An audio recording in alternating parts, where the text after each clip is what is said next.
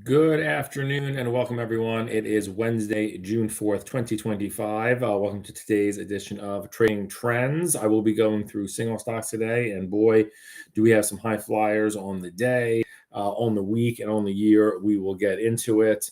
One stock in particular stole the show a little bit today, depending on what you were looking at. Let's pull it up. Hope everyone's doing all right. Get to it. Don't know if this is exactly what they're going to look like, but the flying taxis, the Spacemobiles, I think you single stock traders know what I'm talking about here. Big move today. ASTS Ast Spacemobile jumped 14%, while STM, you saw a big move today in semiconductors. STM rather, out of Europe, a big move up 11%, lifted the semiconductor space. So before further ado, let's get into the overall stock market first, since it's been a few days. Here we go. So first off, kind of an inside day in terms of volume. SPY's had a very nice 5 days, up 1.7%. Today, Tesla shed about 3.5%. Palantir, which is one of the charts we'll look at later in the show, down 2% today. Meta up 3%.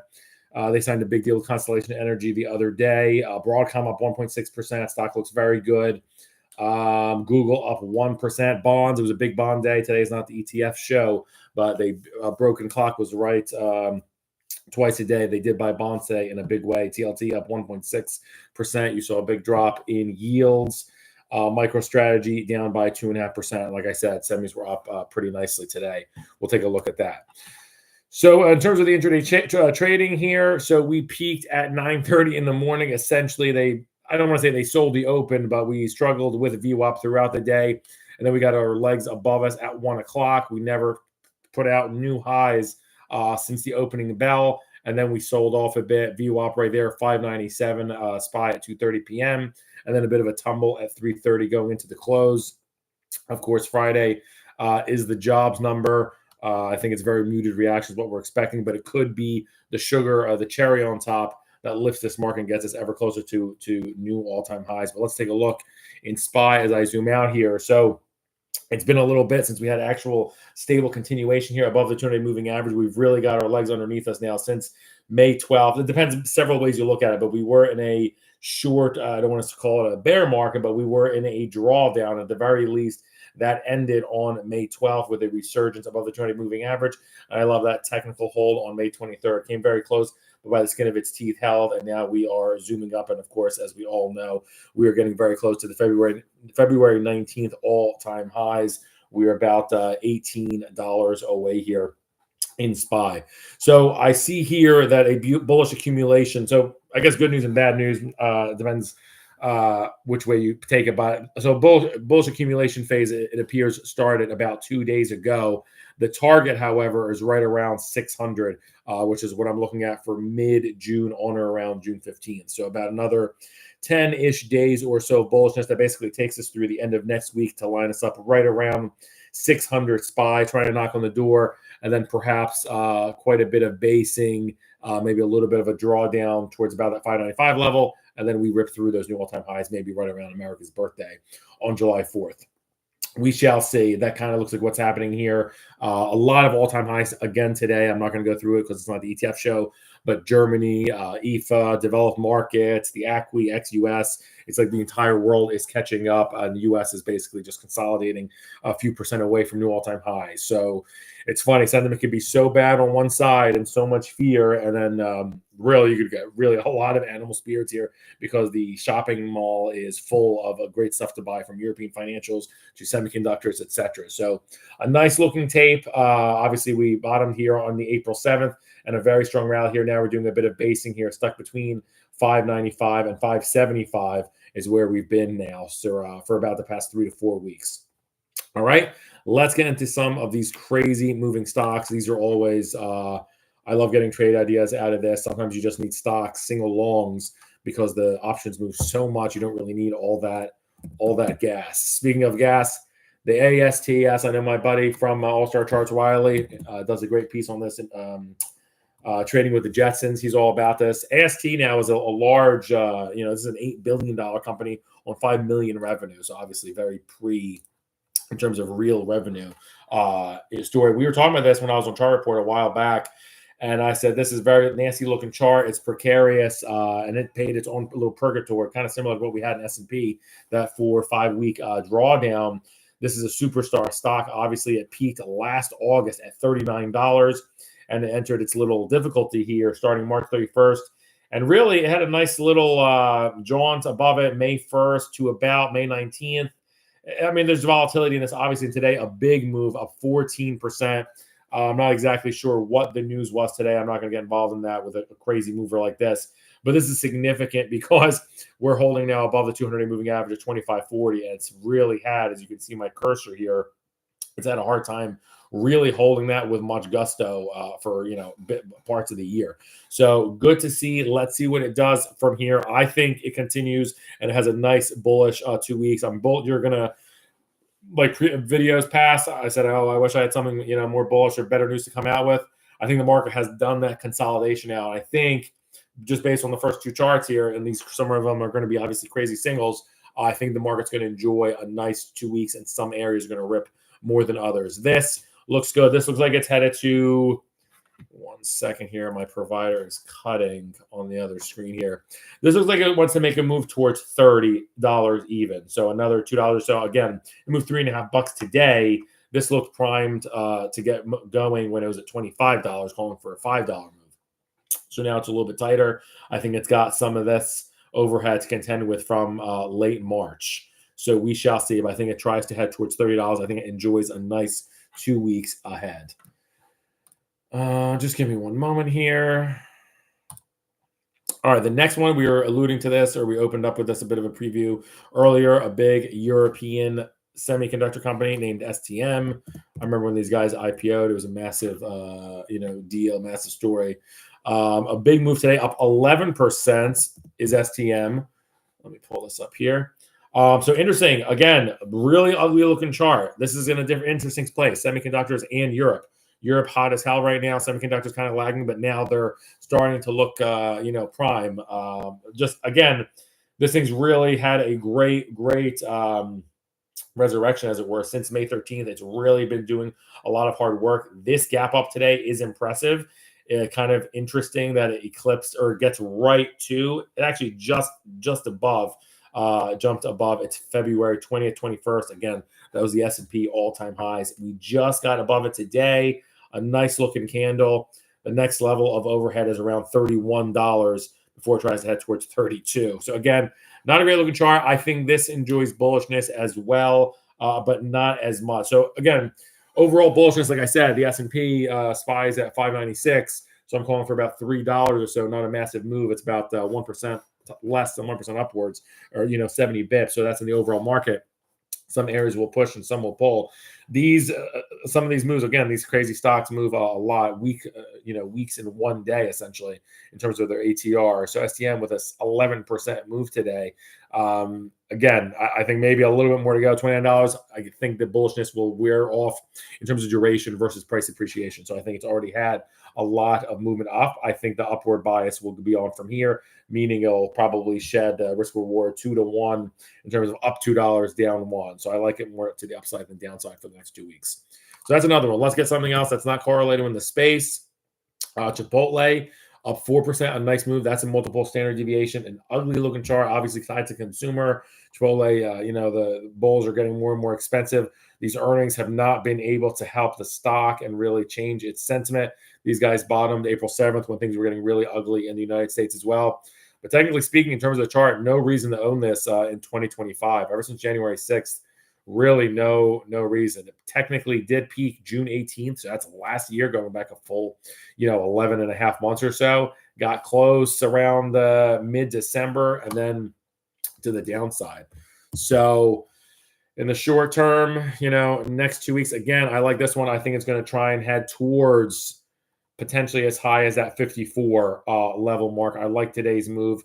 I think it's got a little bit more to go. So this actually has some nice juice. You can potentially sell 50 puts, a good amount of volatility in Chipotle. I like the overall way it's been trading too, holding largely a 50 RSI, especially with something so tied to the consumer coming off of a 52-week low. So it looks decent. 200-day moving average still going lower, but starting to flatten here, way above here at 55.5.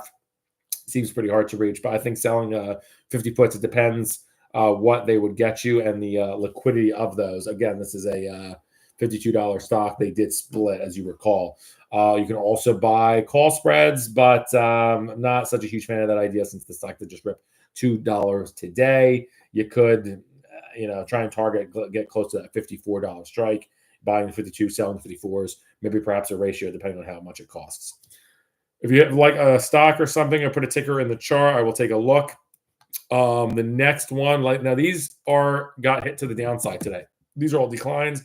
The almost looks like too long to read. Dollar Tree got smoked today. That was a too long to read, down 8%. I'm dyslexic, and that's why I said that. Yikes. So Dollar Tree, again, ugly chart, clear top last year, but look at this. So this trying to do, I'm not going to really, I'll forgive this. That's not really a beginning of anything significant. But here's where the resurgence happened, April 17th. The 200-day now is starting to flatten here, flats at 74. A little bit concerning, the RSI is as low as it was before we begun this ascent. So I don't like that, obviously.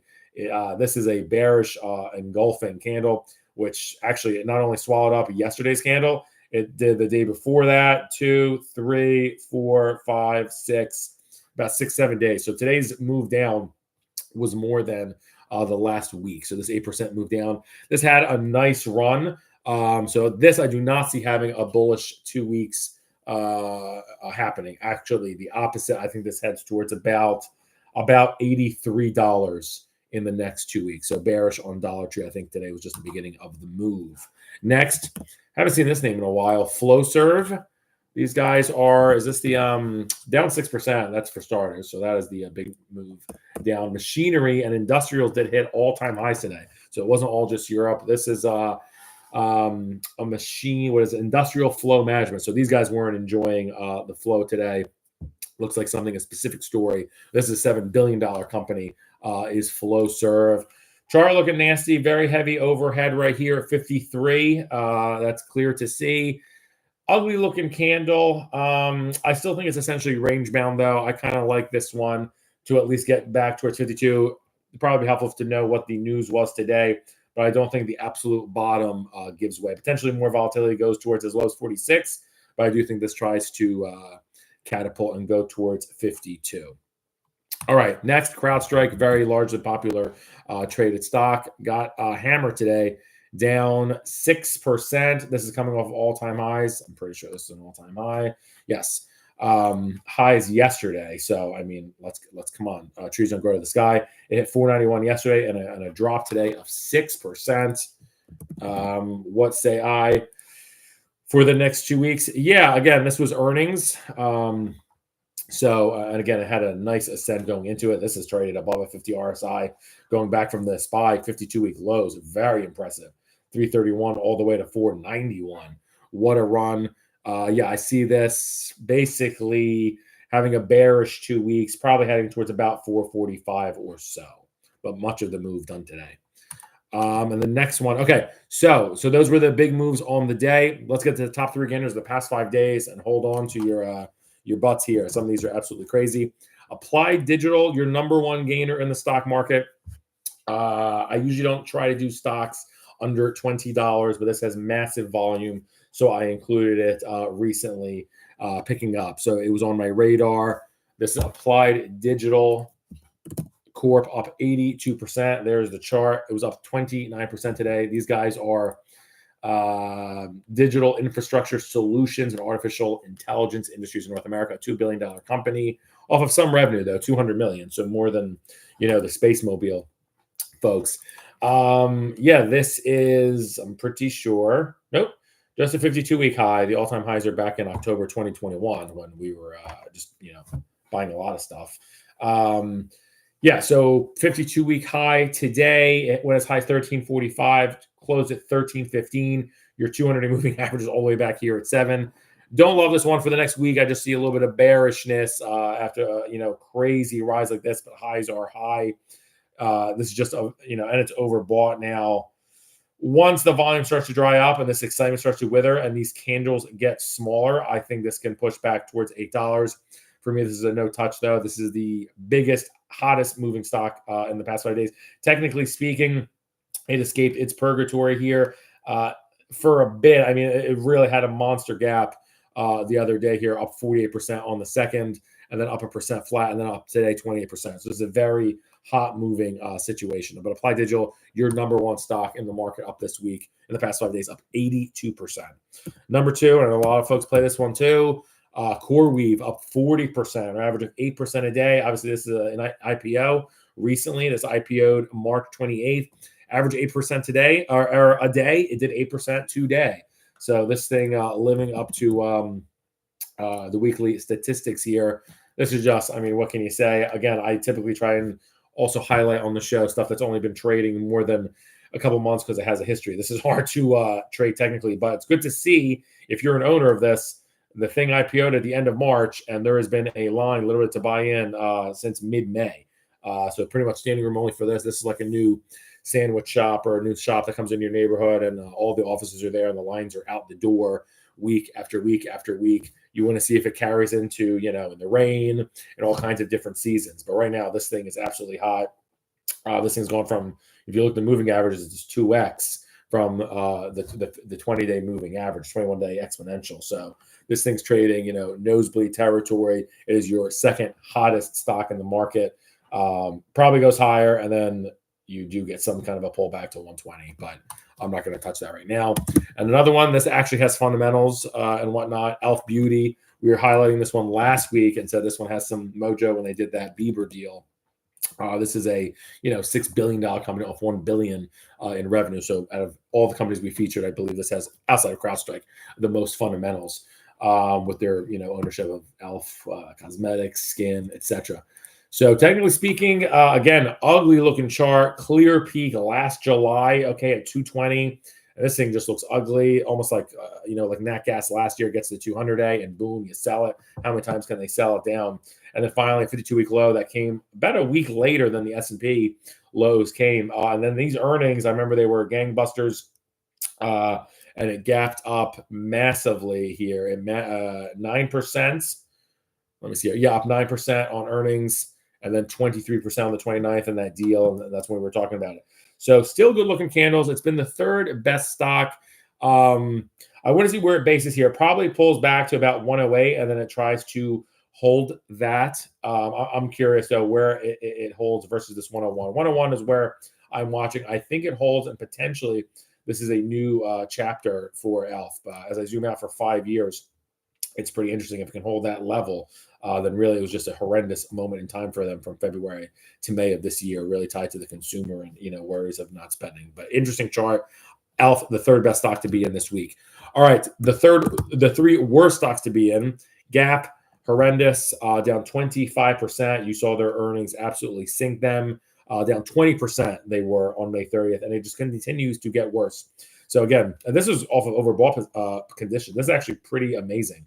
Gap had a 52-week high just last week, like right before Memorial Day, hit $29. The earnings come in, and now we're trading $21. So life comes at you very, very fast. I think this tries to base right here around $21. I don't see too much more bleeding. It's been quite a drastic fall. Not many times you see that. You're going, 52-week highs, overbought, earnings comes out, and then they absolutely sink you beneath what your 10-month consensus or 200-day moving average is. Beneath that, I think it goes a little bit lower because you got this vol expansion in as well, and it's still a little bit crowded here. So potentially as low as $20, and then it tries to tangle with that $22 mark. But May 30th, a huge day in this company with over 55 million shares, the most in a year. Big day for Gap and the worst stock to be in this week. Next, Regeneron. I try not to touch, obviously tiny therapeutic companies, but this is Regeneron. They are quite large, so we will, look at them as a pharma, obviously. This is a $50 billion company. Awful looking chart. It's been the second worst stock, down 18% in the past 5 days, coming off a 52-week low just 2 days ago. These guys peaked last August at $1,200, okay? We know healthcare has not been really an amazing place to be, and this thing hit 481.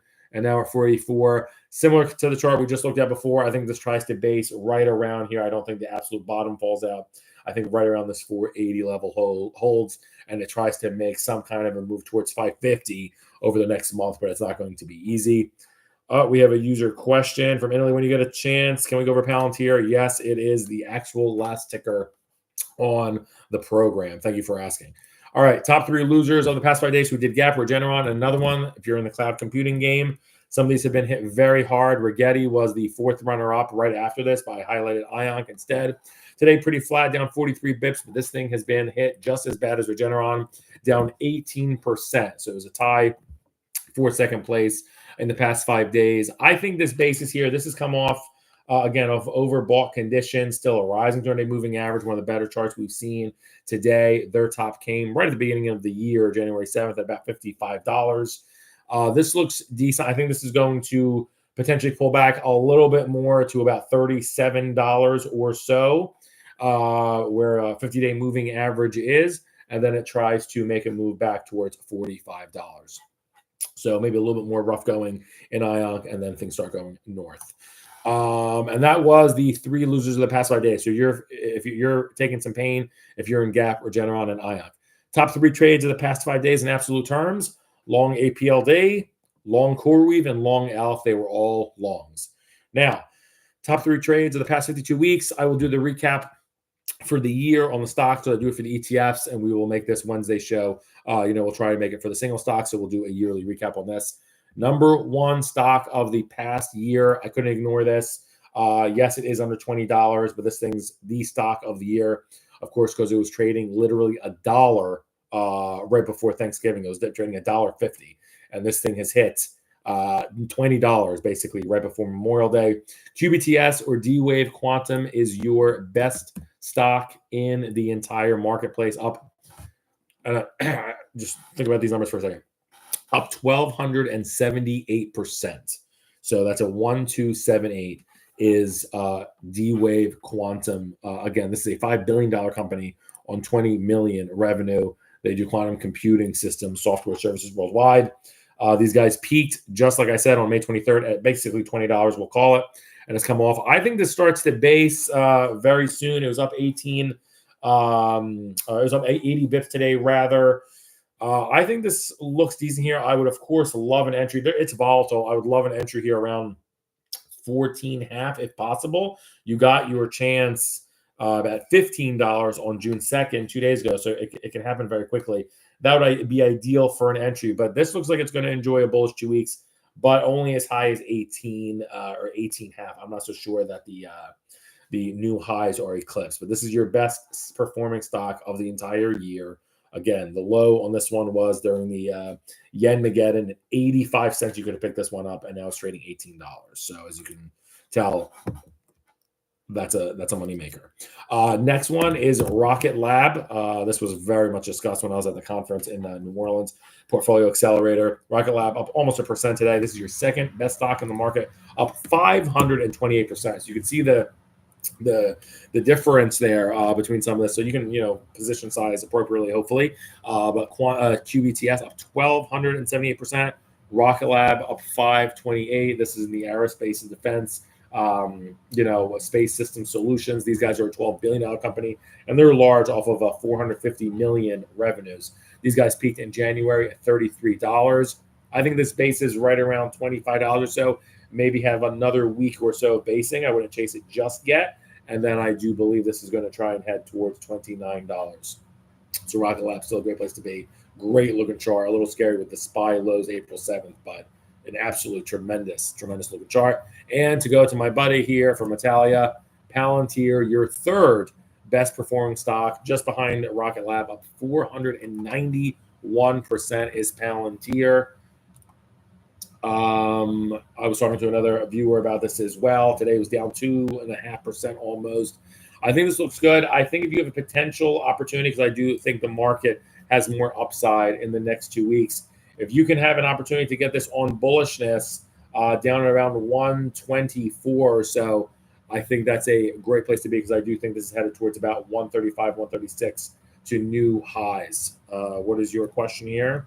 I'm still long. Yeah, I think you're getting to new highs. I think this is one of a great spot to be in for the market for the next 2 weeks. I think this is headed towards new highs. I said this to another viewer actually as well. I think this is going to 140 by about a week and a half or so. All right, so I hope that was helpful. I will see you all on Friday for the ETF recap program. Peace.